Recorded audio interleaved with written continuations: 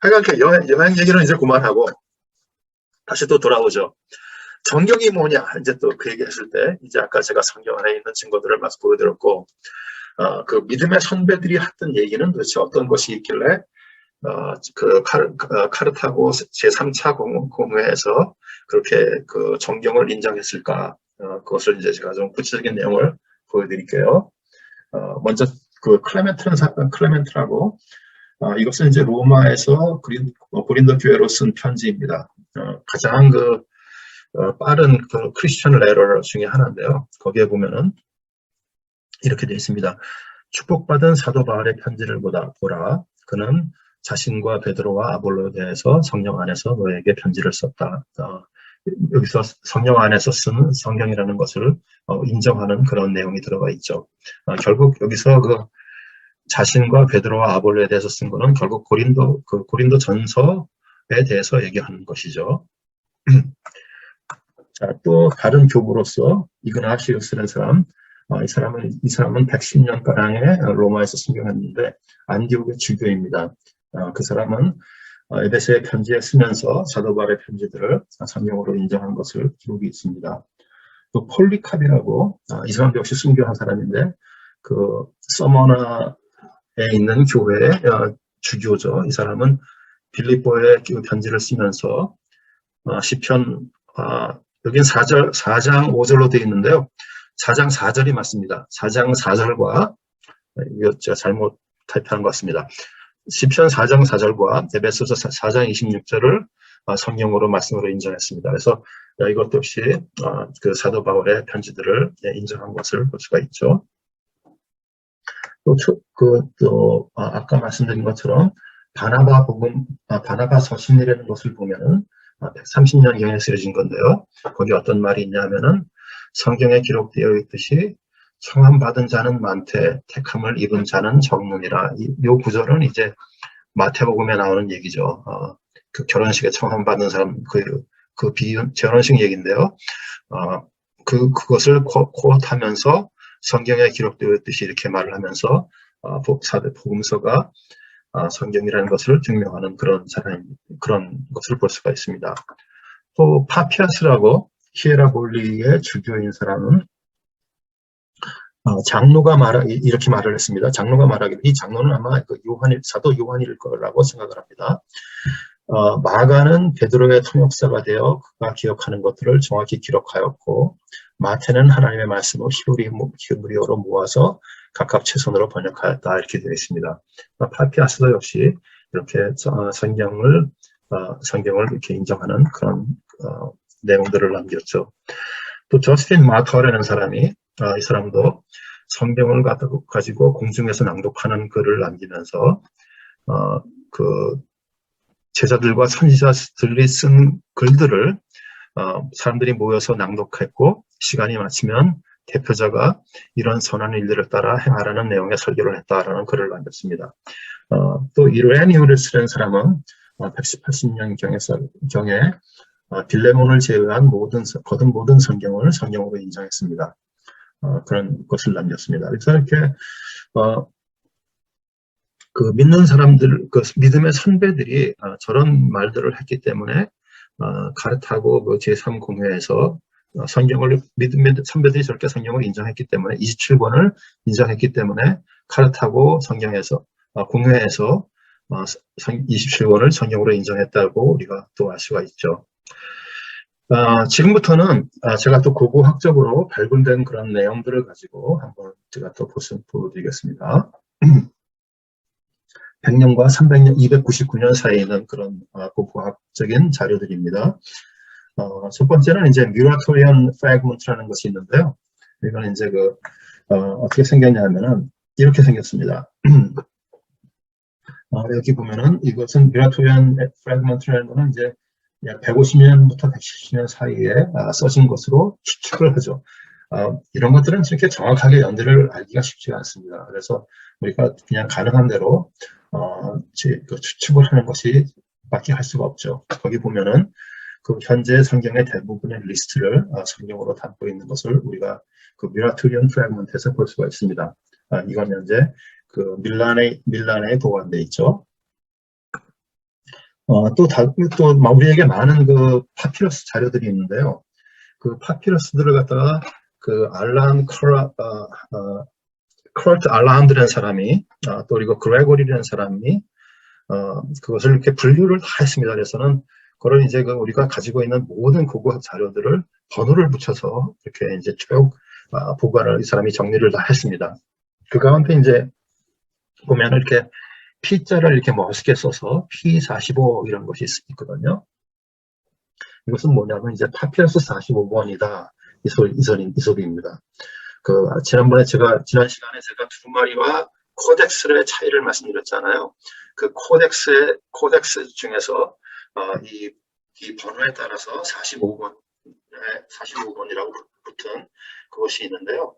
그것은 이제 약 150년가량에 그때 우리가 추측을 하고 있고, 거기 보면은 사복음서와 사도행전, 아니면은 뒷부분이 소실돼서 알 수가 없지만은 좀 더 다른 것들도 포함되어 있을 거라고 우리가 추측을 합니다. 이건 현재 더블린 아일랜드 더블린의 체스터빌 라이브러리라는 곳에서 보관을 하고 있습니다. 이 체스터빌이라는 사람이요, 이런 많은 자료를 가지고 있습니다. 그래서 이 사람이 혹시 여러분들 가운데 아일랜드에 가시게 되면은 이 사람 도서관에 한번 찾아가 보는 것도 상당히 도움이 되리라 생각합니다. 기독교 역사적인 고고학 자료 가운데 가장 빠른 자료들을 이 사람이 많이 가지고 있습니다. 특히 신약에 대해서요. 구약이 아니라. 거기 또 다른 자료를 보면은 P53, 파피러스 53번을 보면은 이것도 역시 마태복음과 사도행전을 담고 있는데요. 어쩌면은 이거는 사복음서와 또 다른 것들도 다 포함되어 있을 거라고 우리가 추측할 수 있는 그런 코덱스입니다. 이거는 이제 먼 곳에 있는 것이 아니고 유니버시티 오브 미시간에 가면 있습니다. 그래서 그곳에서 가지고 있지만 이렇게 많이 훼손됐어요. 여기 지금 그 파피러스 자료들이 제가 지난 시간에 그 코덱스들에서 말씀드리면서 그것이 이제 그 가죽으로 만들어진 경우가 많다고, 그런 것들이 이제 우리가 가지고 있는 것들이 대부분이 가죽으로 만들어진 것입니다. 왜냐하면은 종이로 만들어진 것들은 이미 다 훼손된 것이 너무 많아요. 그래서 근데 가죽 중에서도 이렇게 훼손이 많이 돼서 일부분만 남아있는 경우가 많습니다. 거기 보면은 이제 마태복음과 사도행전이 이렇게 담겨져 있고요. 또 사복음서에 있는 또 어떤 자료 중에서 파피러스 66번을 보면은 이건 이제 요한복음을 가지고 있고, 이거는 제네바에 있습니다. 이건 상당히 그 상태가 좋죠, 그렇죠? 제가 지난번에 말씀드린 것처럼 그 언셔럴 레터도 쓴 것도 있고, 또 그 미니스큐어이라고 하죠. 소문자로 쓴 것도 조금 보이는 것 같아요. 이렇게 사복음서가 이렇게 되어 있는 그런 코덱스입니다. 또 사가복음서 중에 또 75번, 파피러스 75번이 있는데요. 이거는 이제 누가, 요한, 그리고 아마도 다른 복음서가 있을 거라고 우리가 추측을 할 수가 있습니다. 이거는 이제 로마의 바티칸에 있는데요. 이렇게 생겼습니다. 또 P4, 이건 누가복음 담고 있고, P64, 67, 이건 이제 마태복음을 담고 있는데요. 이거는 이제 제가 넘버가 4번하고 64, 67 이렇게 다르잖아요. 그런데 많은 사람들이 이거는 한 사람이 썼을 거라, 같은 코덱스일 거라고 생각을 합니다. 왜냐하면은 써져 있는 필체가 비슷하기 때문에 그렇습니다. 그래서 그것을 보면은 이렇게 여기 지금 제가 본 이것이 이제 4번이고요. 이것이 64번, 67번 그런 조각들입니다. 이것은 이제 위에 있는 4번은 파리에 보관되어 있고요. 밑에 있는 67번은 바르셀로나, 스페인이죠. 거기하고 영국의 옥스포드 막달린 칼리지에 보관되어 있습니다. 또 바울 서신서, 이 P46, 파피러스 46은요, 고고학적으로 굉장히 아마 지금 저희가 본 것 중에서 제일 중요한 자료일 거예요. 왜냐하면은 여기에 바울 서신들이 상당수가 들어가 있기 때문에 그렇습니다. 이제 보여드리면 이렇게 생겼습니다. 보관 상태도 좀 좋죠. 보면은 이제 바울 서신은 대부분이 들어가 있는데 로마서, 히브리서, 고린도서, 고린도후서, 에베소 뭐 이렇게 여러 가지가 들어가 있습니다. 좀 특이사항이 있죠. 여기 보면은 히브리서가 들어가 있습니다. 그래서 바로 이 P46 때문에 어떤 사람들은 초반에 초기 기독교 사람들이 그 히브리서가 바울이 쓴 것이 아닐까라고 생각을 하는 사람들이 많이 있습니다. 물론 지금도 그렇게 믿는 사람도 있어요. 그런데 대부분의 현재 학자들은 히브리서는 바울이 쓴 거라고 생각하지 않습니다. 왜 그런가요? 혹시 아시는 분이 있으시면은 물론 이제 여러 가지 이유가 있습니다. 하지만 제일 큰 이유는 뭐냐면은 바울 서신들의 특징은 뭐냐면은 바울이 썼다고 본인이 밝힙니다. 근데 히브리서는 그렇게 밝히질 않습니다. 그것이 가장 큰 이유고요. 또 다른 이유들을 보면은 바울 서신들의 그 서신들을 보면은 그 제사장 대신 예수 그리스도의 모습을 내서 쓴 것은 없습니다. 그런데 히브리서는 제사장 대신 예수 그리스도의 모습에 대해서 씁니다. 그래서 그 내용 자체가 다르고 또 하나는 제가 지난 학기에 또 강의하면서 구약과 신약을 이렇게 한꺼번에 읽는 크게 읽는 거를 설명드리면서 제가 타이폴라지라는 말을 제가 설명을 여러 번을 제가 해드렸어요. 그 타이폴라지라는 걸 설명하면서 이 히브리서는 바울이 보는 그런 타이폴라지와 조금 다릅니다. 예를 들어서 히브리서는 한 걸음을 더 나갑니다. 조금 더 깊이 있게 나가요. 그래서 예를 들어서 이 사람이 히브리서가 얘기하는 건 뭐냐면은 신약 시대에도 우리가 사는 것이 그 미래에 오실 하나님의 나라, 이 땅에서 완성될 하나님의 나라에 지금 신약 시대에 우리가 타이폴라지다 이렇게 설명을 하는 섀도우다, 그림자다 이렇게 보는 그런 내용도 있습니다. 그래서 조금 그 내용 자체가 차이가 나기 때문에 우리는 그 히브리서는 바울이 쓴 것이 아니다라고 저희는 현대학자들은 거의 대부분은 어그리합니다. 또 하나 이 파피루스 46번의 특징은 뭐냐면요.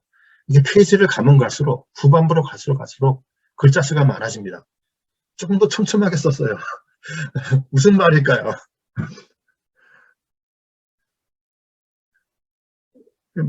제가 강의 시간에 그냥 마이크 켜놓고 막 말씀하셔도 되는데 전부 다들 이렇게 전부 다 뮤트를 하시고 말씀 안 하시는데, 그러니까 페이지 수가 모자란 거예요. 나중 가서 다 이것저것 다 쓰고 싶은 게 많았는데 물론 다른 뜻인지도 몰라요. 그렇지만 저희가 보기에는 그 페이지당 그 글자 수가 많아지고 좀 더 촘촘하게 쓰는 이유는 아마도 그 뒤에 더 쓰고 싶은 것이 많았는데 페이지가 모자라서, 가죽이 모자라서 그 코덱스의 페이지가 다 있기 때문에 더 촘촘히 썼을 거라 이렇게 이제 짐작을 해보기도 합니다. 이것은 이제 아까 제가 말씀드린 것처럼 더블린에 있는 그 체스터빌리 라이브러리에 있기도 하고요. 또 일부는 유니버시티 오브 미시간에 있습니다. 이 성경에 관련된 고고학에 대한 것을 이제 이렇게 하다 보면요, 자주 나오는 것 중에 하나가 이 출처들이 하는 경우에 이 도굴꾼들이 도굴을 해서 이렇게 블랙 마켓에서 파는 경우가 많이 있습니다. 그래서 참 아깝죠. 우리 입장에서 보기에는 참 이것이 그렇게 되니까 정말 손실되는 없어진 부분들이 많이 있습니다. 그래서 이게 전부 다 그냥 온전하게 우리한테 전해졌으면 너무도 좋았을 텐데 손실된 부분이 많이 있는 것이 너무도 아깝죠. 바울 서신은 그 외에도 많이 있습니다. 여기 제가 지금 다 사진으로 보여드리기는 너무 많아서 그냥 이렇게 쭉 써놨습니다. 여기 보면은 P30이라는 것도 있고요. 근데 이 P30도 역시 마찬가지예요. 이 파피러스 30번을 보면은 그 첫 번째 장이 페이지 넘버가 굉장히 높습니다. 예를 들어서 제가 정확하게 몇 페이지로 시작하는지 모르겠지만 예를 들어서 70페이지 이렇게 시작합니다. 그럼 무슨 의미인가요? 그 앞에 많은 페이지들이 있었다는 겁니다.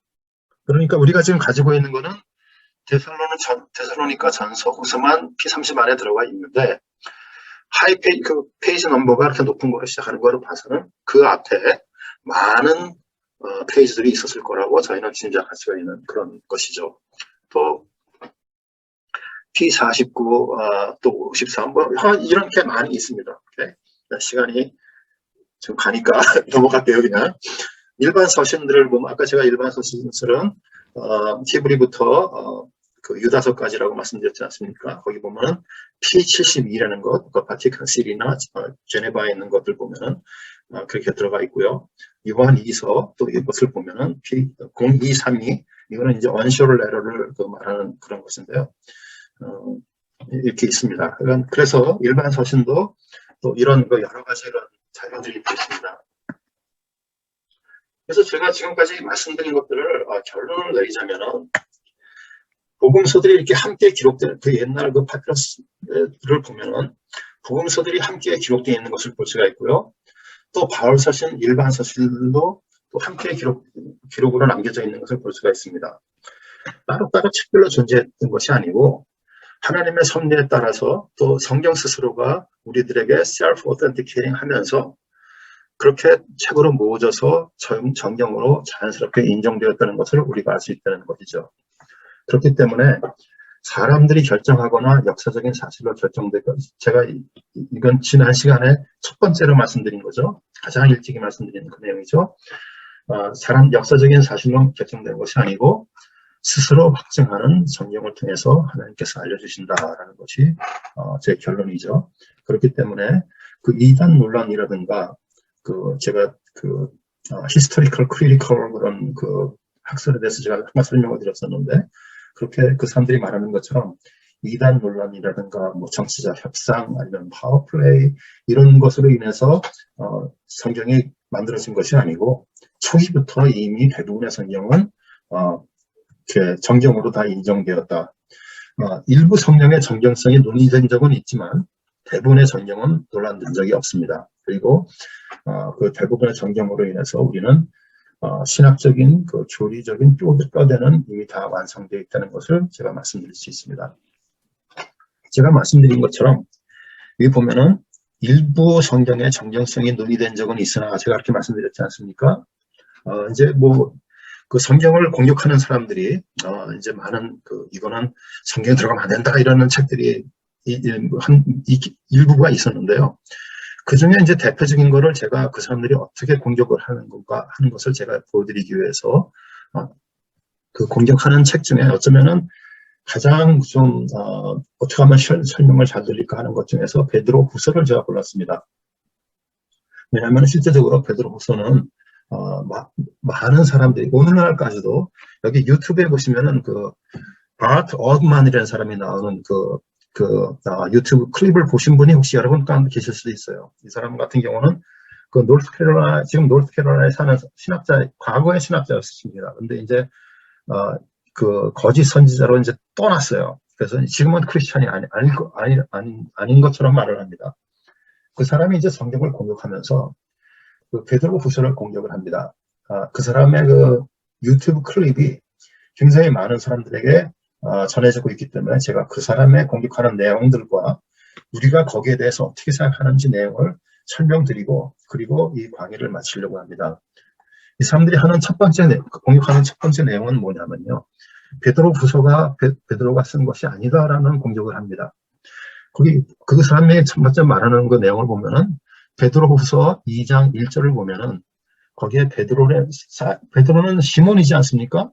근데 시몬이라는 이름으로 되어 있지 않고 시므온 이렇게 되어 있습니다. 그러니까 이거는 시몬이 아니고 시몬 베드로가 아니고 다른 사람이다 이렇게 얘기합니다. 뭘 모르고 하는 말이에요. 시므온이라는 이 말은 시몬 같은 말의 구어입니다. 좀 더 오래된 말이에요. 같은 내용입니다. 실제로 그것을 우리가 어떻게 알 수 있느냐 하면은 사도행전 15장 14절에 가면은 베드로의 얘기를 예루살렘 공회에서 베드로가 했던 얘기를 전하면서 시므온이라고 써 있습니다.